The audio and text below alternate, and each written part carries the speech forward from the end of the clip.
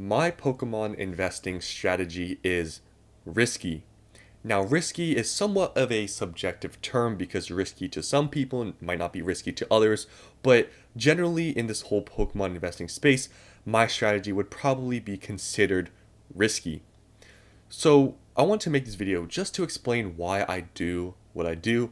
I'm not trying to make this video to change your minds on what you're doing, but simply I'm explaining why I do what I do.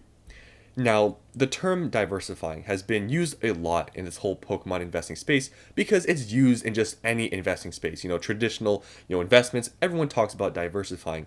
And the reason for diversifying is just because we don't know what's going to happen in the future. So it's just to spread risk. You buy a little bit of everything, some things go up, some things go down. It all averages out. So you never really miss anything, and you also, take some hits, but overall it averages out. And a lot of people preach diversifying in this whole Pokemon investing space.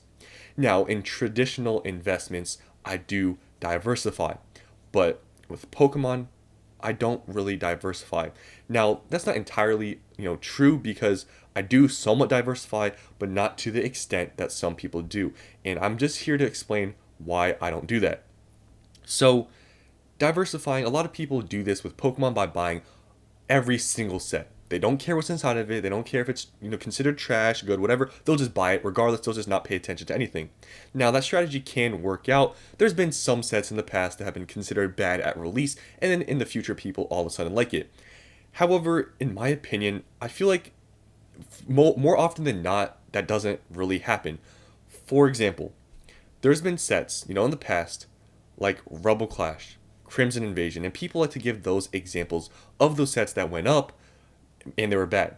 However, I've explained this in the past where everything's going to go up. I agree every single product's going to go up, but some products hit a ceiling, some products hit a wall. Crimson Invasion, Rebel Clash are perfect examples of products. They were bad, they went up, and everyone likes to use those as examples, but they hit a wall. So growth is one of those things that with these, products that I consider to be bad, they can hit a wall. So like products that are considered bad, I'm not saying they're not going to go up, but for me to invest into Pokemon and physical things and knowing that these products at some point are most likely going to hit a wall because in history we've seen a lot of these hit walls, for me it's just really not worth it. So my strategy with investing in the Pokemon, as you might be able to tell, is investing into the considered, good sets. The general people consider all the stuff that I have really to be like at least decent sets. And you'll see, all the videos I've shown you guys of stuff I've bought, I haven't really bought sets that were considered to be bad. For example, I have a lot of Lost Origin booster boxes. Why do I have a lot of these booster boxes? Because the set is generally considered to be good. It has a Giratina card that's $500, has Aerodactyl, has Pikachu's. It's considered to be good. So I went pretty heavy into Lost Origin just because it's considered to be good. There's a lot of valuable cards in the set. Same thing with like Fusion Strike. I didn't go as heavy into Fusion Strike, but I do have some of these boxes. Why did I invest in the Fusion Strike? Because it has a Gengar VMAX, an Espeon VMAX. It has a lot of good cards in there. So this is why I invest into these sets, just because they're good. Same thing with Brilliant Stars. Now, Brilliant Stars isn't as popular maybe as some other ones, but Brilliant Stars has Charizard V Alternate Art, Arceus V Alternate Art, has Evolutions. It's considered to be a good set, so I invest into Brilliant Stars. With these Scarlet and Violet sets, Surging Sparks. Why did I invest very heavily into Surging Sparks? Well, just based on the general public and just the general consensus around the set and looking at the cards in the set, it was like the best main set we've seen so far from Scarlet and Violet. And I I went pretty heavy. You guys know this. The reason why I went so heavy is because I knew the market we were in. I saw the prices, I saw the cards, I compared to everything else. It was a very good set. So I went heavy, so I bought Surging Sparks. Temporal Forces, I always talk about this. I think Temporal Forces is a better set than Paradox just based on prices, card artwork. I know that's sort of subjective with the card artwork, but generally I think Temporal Forces is a better set. So I invested into Temporal Forces and not Paradox Rift, which, is to my point where I don't really 100% diversify. Paldea Evolved. I bought some Paldea Evolved. Why did I do it? Because it's generally considered to be a good set. Magikarp's $200, has some other nice illustration rares like the, Tyranitar, Raichu. It's considered to be a good set. Now, you will see that I have never invested in some sets that are considered to be bad. Now, I know there's a whole debate on these bad sets and what I've said about them in the past, but I'm going to stand by what I say. These are not as good as the sets I just previously mentioned, which is why I personally don't diversify totally and buy into the bad sets and the plays that people say that are, underrated and that they'll go up in time, which I do agree. But like I said, I really think a lot of these will hit walls that a lot of these good sets won't really hit. And I feel like just these right now, the growth isn't as high as these better sets. So for me, I just don't see any point because in history, and just I haven't seen any of these underperforming sets or these sets in these eras that are considered to be bad outperform the good ones. I've just never seen it. So yes, in time these will go up, but just I don't see like just my strategy. I don't diversify. I don't buy these bad sets. Like I wouldn't buy battle styles. I wouldn't buy Darkness Ablaze because there's really nothing, especially in Darkness Ablaze, that's expensive. You could argue battle styles having the Tyranitar, but like Darkness Ablaze, it doesn't really have anything. Shrouded Fable, for example, there's some cards that are sort of expensive. I mean, the most expensive card in the set is a gold item card or something.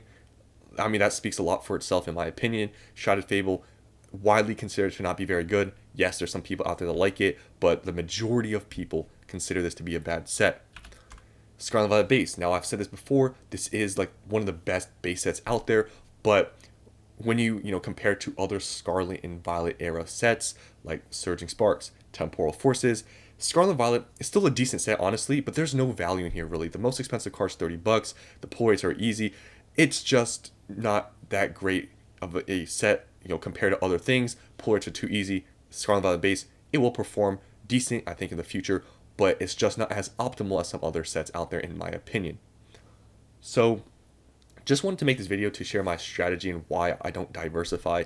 I know this whole pick and choosing strategy is widely considered to be risky, which is why I'm making this video to share why I do it.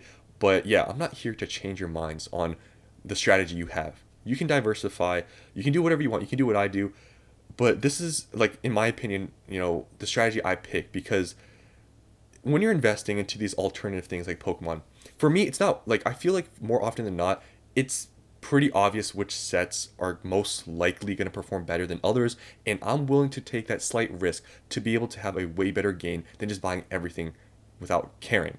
That's just my opinion. I know it's risky. I know people say that, you're probably dumb for doing this, but I'm trying to maximize my gains doing this alternative, investment. I can diversify just like with anything else, but then obviously you're lowering your average. This is more risky. It's a higher risk, higher return sort of situation.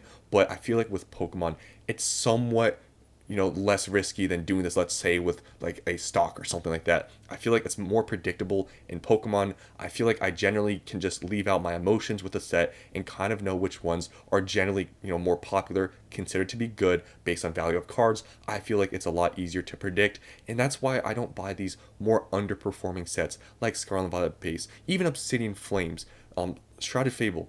These just in the era aren't considered to be that popular. There are other sets like Paldea Evolved, Temporal Forces, Surging Sparks, where we see the popularity, we see the prices, and that's why I buy these. I don't buy the underperforming sets. I know maybe in the future, maybe these skyrocket, maybe I miss out, but I'm okay with that because I just think generally the better sets do perform better in the future. Because I feel like the whole talk about just diversifying, it's true, you're spreading your risk, but I feel like it's pushed out too much to the point where a lot of people like buy these bad sets thinking that they're going to skyrocket in the future. Like I see a lot of people buying these sets like, man, we don't know what's going to happen. Maybe it's going to skyrocket in the future, and if you never buy it, you'll never know. It's true. But I mean, in the past, we haven't seen a really bad set outperform the good ones. It just really doesn't happen. And I'm willing to take my bet and not buy it and just buy a better set. And that's just my strategy. Yes, maybe it's a little bit more risky, but when I'm investing into physical things, I'm trying to get a way better return, and I don't see where or why I would want to invest into a set that just is generally not expensive and it's not that sought after. So that's my strategy I want to share. You don't have to follow it. Definitely diversifying is less risky, but for me, I just don't really do it that much with Pokemon. I don't go all in to just one set, but I don't diversify and buy every single set. So that's all I wanted to explain today. Hope you guys enjoyed, and I'll see you on the next one.